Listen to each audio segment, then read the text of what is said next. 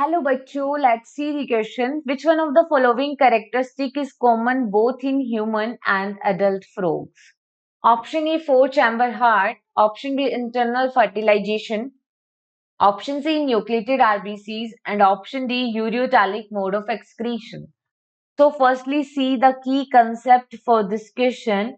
And here we are going to see some common feature or common characters in frog and human, right.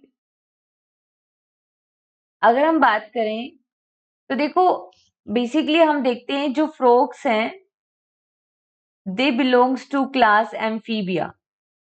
ये class amphibia से belong करते हैं, ठीक है। जबकि जो ह्यूमन होते हैं दीज आर द मैमल्स। ये कौन सी क्लास से बिलोंग करते हैं? These belongs to class mammals. तो इनमें कई सारे डिफरेंसेस पाए जाते हैं, तो हम बेसिकली इनके डिफरेंसेस को देखते हैं, ठीक है। तो इससे हमें कॉमन बात पता चल जाएगी, difference in frog and human.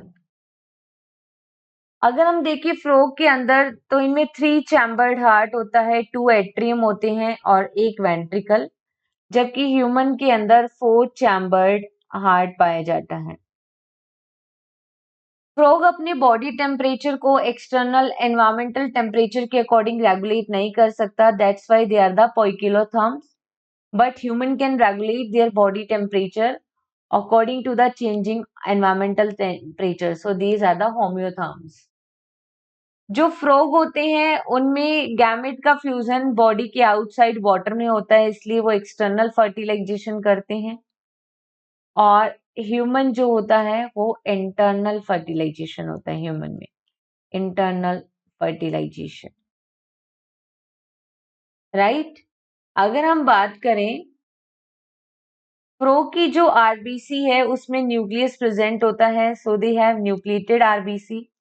But human की आरबीसी में न्यूक्लियस नहीं होता, इसलिए वो ई न्यूक्लिएटेड आरबीसी होती है, क्योंकि उसमें न्यूक्लियस एब्सेंट है। लेकिन हम बात करें कॉमन फीचर की, तो कॉमन फीचर में हम देखते हैं कि ये दोनों ही नाइट्रोजिनस वेस्टेज में, बोथ नाइट्रोजिनस वेस्टेज में क्या होते हैं, both excrete urea.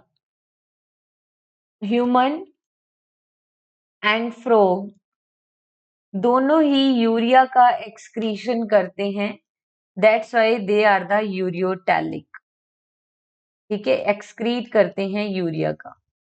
Now see, question में बोला है कि क्या कॉमन है 4 चैम्बर हार्ट? नहीं, ये कॉमन नहीं है, क्योंकि फ्रॉग में तो 3 चैम्बर हार्ट है। फ्रॉग में फर्टिलाइजेशन भी एक्सटर्नल है और आरबीसी फ्रॉग की न्यूक्लिएटेड है बट ह्यूमन की ई न्यूक्लिएटेड है। Ureotelic mode of excretion that is common in both human and frog. So here the finally correct answer is only option D. Hope you understood it well. Best of luck.